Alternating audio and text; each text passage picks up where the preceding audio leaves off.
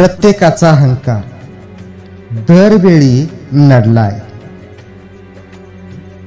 म्हणून बाबांच्या स्वप्नातील पक्ष खितपत पडलाय.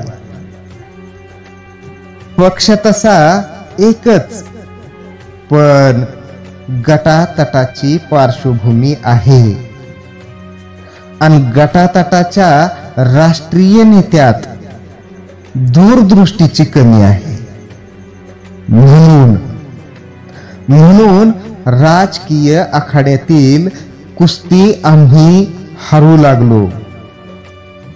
प्रत्येक वेळी अपयशाचेच धनी आम्ही ठरू लागलो. आता घरातील भांडण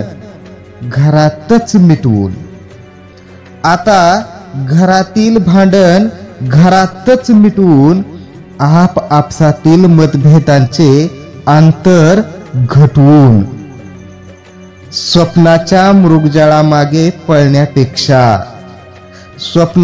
मृगजळामागे पळण्यापेक्षा प्रस्थापितांच्या दावणीत लाचारीने लोळण्यापेक्षा मोडकळीस आलेला संसार पुन्हा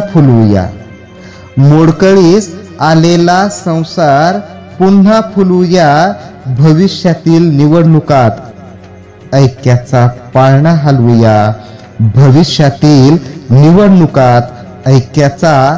पाळणा हलवूया. सर्वांना क्रांतिकारी जय भीम.